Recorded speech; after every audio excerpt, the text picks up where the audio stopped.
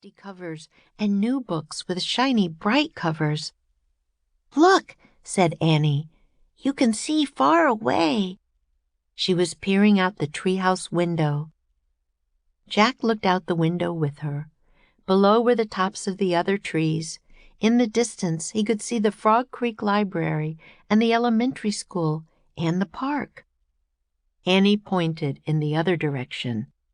"There's our house," she said. Annie was right. Jack could see their white wooden house with its green porch. In the yard next door was their neighbor's black dog, Henry. He looked very tiny. "Hi, Henry!" shouted Annie. "Shush! We're not supposed to be up here," said Jack. Jack glanced around the treehouse again. He noticed that bookmarks were sticking out of many of the books. "I wonder who owns all these books," he said. "I like this one," said Annie. She picked up a book with a castle on the cover. "Here's a book about Pennsylvania," said Jack. He turned to the page with the bookmark. "Hey, here's a picture of Frog Creek," said Jack. "It's a picture of these woods." "Oh, here's a book for you," said Annie. She held up a book about dinosaurs. A blue silk bookmark was sticking out of it. "Let me see," said Jack. He set his backpack down on the floor and grabbed the book from Annie. "Okay, you look at that one and I'll look at the one about castles," said Annie. "No, we better not," said Jack. "We don't know who these books belong to." But even as he said this, Jack was opening the dinosaur book to the place where the bookmark was. He couldn't help himself. Jack turned to a picture of an ancient flying reptile. He recognized it as a pteranodon. He touched the huge bat-like wings in the picture. "Wow," whispered Jack. "I wish we could go to the time of pteranodons." Jack studied the picture of the odd-looking creature soaring through the sky. "Ah!" screamed Annie. "What?" said Jack. "A monster!" Annie cried. She pointed out the treehouse window.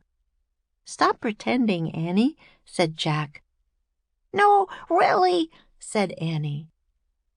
Jack looked out the window. A giant creature was gliding above the treetops. It had a long, weird crest on the back of its head, a skinny beak, and huge bat-like wings.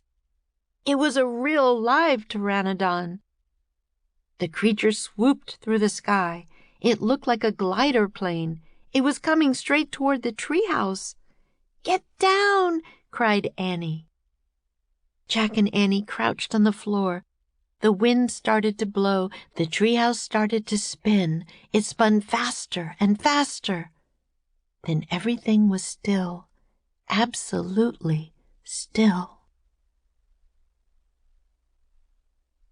Chapter 3. Where is Here? Jack opened his eyes. Sunlight slanted through the window.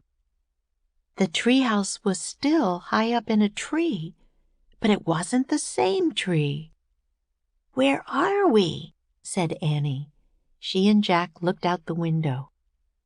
The pteranodon was soaring through the sky.